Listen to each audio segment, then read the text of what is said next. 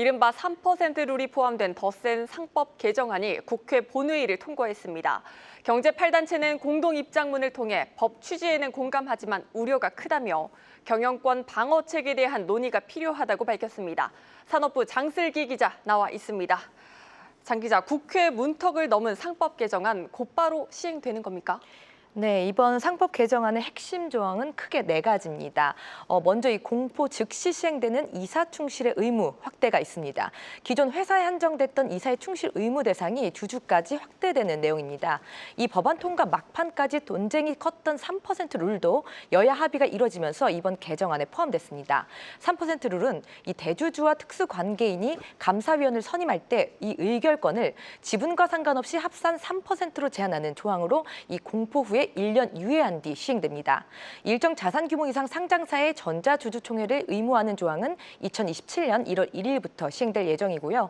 집중 투표제와 감사위원 수를 확대하는 조항은 아직 여야 합의를 이루지 못해서 추후 공청회를 통해 재논의할 예정입니다. 네, 그간 기업들의 반발이 굉장히 컸는데 결국 통과가 됐습니다. 기업들이 가장 우려하는 부분은 어떤 점입니까? 네, 아무래도 당장 이 이사의 충실 의무 대상이 주주까지 확대되는 만큼 기업 입장에선 경영권 위축을 좀 우려하고 있습니다. 특히 이 충실 의무에 대한 정의가 아직 명확하지 않아서 이사에 대한 손해배상이나 배임죄 소송의 빌미가 될 수 있다는 겁니다. 이 구조조정이나 승계 이슈가 있는 기업의 경우엔 소액 주주들의 입장까지 살펴봐야 하기 때문에 이 경영권 방어력이 약화될 수밖에 없다는 입장입니다. 막판까지 논쟁거리였던 3% 룰도 좀 눈여겨봐야 할 부분인데요. 대주주의 지분과 상관없이 감사 선임 의결권이 3%로 제한되기 때문에 외부 주체들, 예를 들어 사모펀드나 외부 투자자들의 개입 가능성이 커집니다. 이 국내 주요 대기업의 경우에 대주주와 특수관계인 합산 지분이 일반적으로 40% 이상을 차지합니다. 대표적으로 삼성의 지주회사격인 삼성물산만 보더라도 이재용 회장을 비롯해 특수관계인 지분만 36% 수준입니다. 이 3% 룰이 적용되면 이 결합 의결권이 3%로 제한되기 때문에 나머지 97%의 의결권은 외부 주주가 가질 수 있는 구조가 되는 겁니다. 이 법 취지에서 봤을 땐 외부 투자자의 입김이 세지면서 객관적인 감시가 물론 가능해질 것입니다. 하지만 이 기업 입장에선 경영권 리스크가 커지고 또 외부 세력의 감사위원이 내부 정보를 악용할 수 있는 정보 유출의 부작용도 우려되고 있습니다.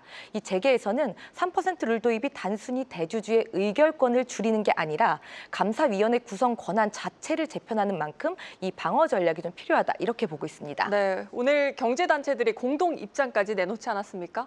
네, 맞습니다. 이 대한상의를 비롯한 8개 경제단체는 공동 입장문을 좀 발표를 했는데요. 자본시장 활성화와 공정한 시장 여건 조성이라는 법 개정 취지에는 공감한다고 밝혔습니다.